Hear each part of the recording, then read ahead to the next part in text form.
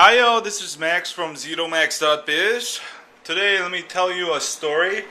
This is not really directly related to blogging, but it has some good advice. It's a good story. Anyway, I'm Korean and I came here when I was 9 years old. English is my second language.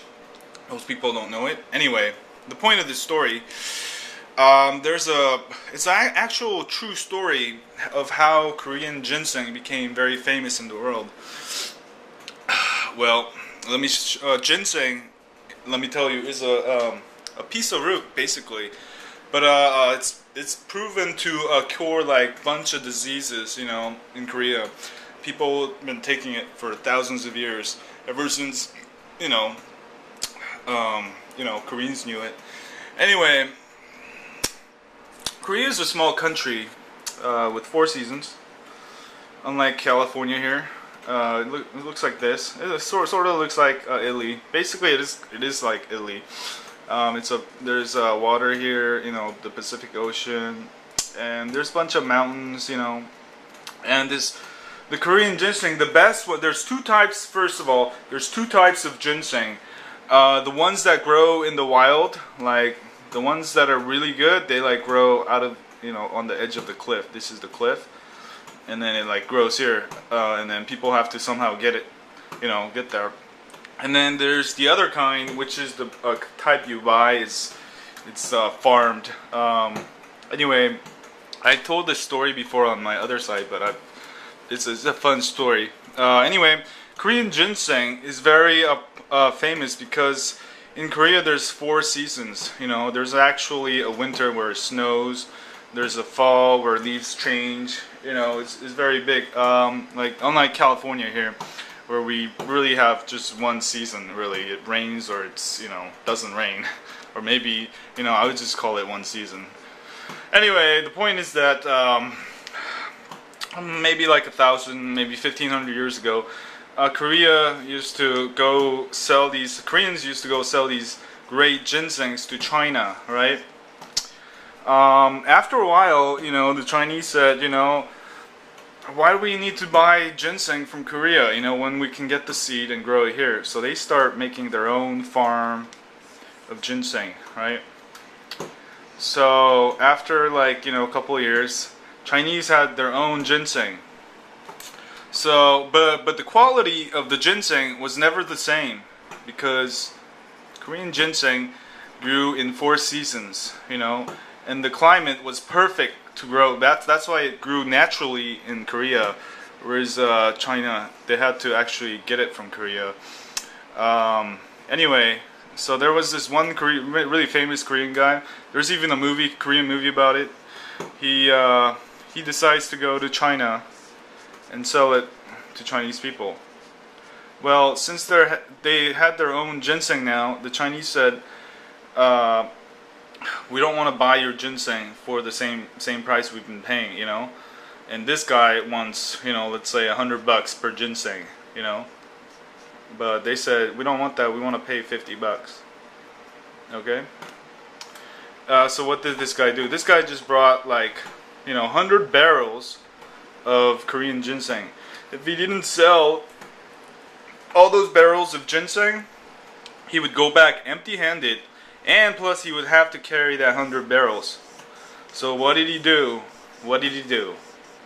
So he starts burning all his ginseng one by one at the market. And then what happens?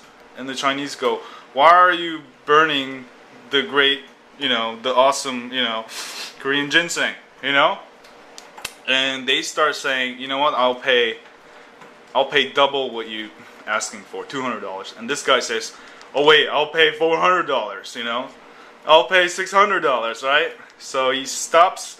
He didn't burn all of it. He only burned maybe 30%, but he sold the rest of it, the 70%, and he got at least the triple the price. So he ended up going back home and taking a lot more money back than he expected. And plus he burned a lot of his ginseng. Plus after that, the Chinese kept paying, the right price for the Korean ginseng. And that is the legend.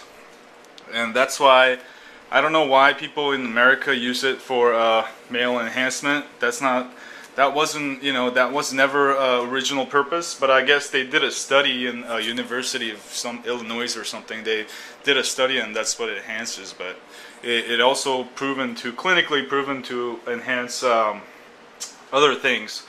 Like it's proven to prevent cancer, and the best ginseng still is in Korea because there's even like 100-year-old, 200-year-old ginseng, that the wild ginseng you can get.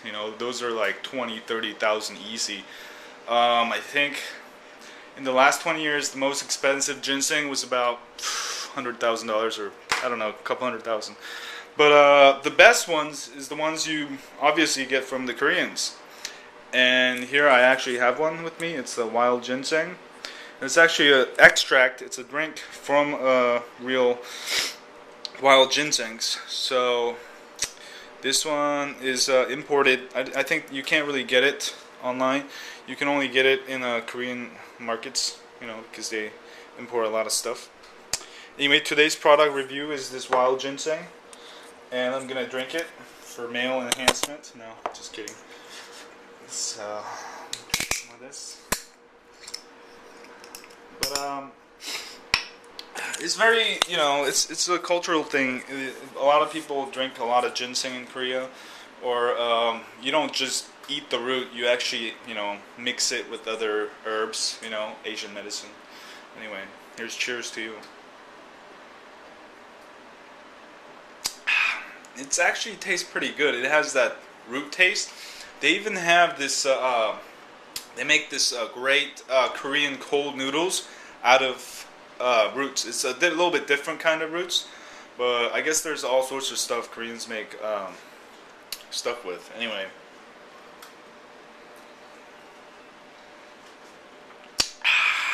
That is pretty good.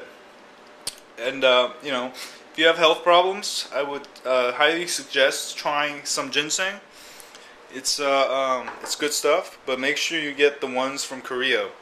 The internet still hasn't defined it right, but that was it. I'll see you all next time. Get the right ginseng. Alright, bye.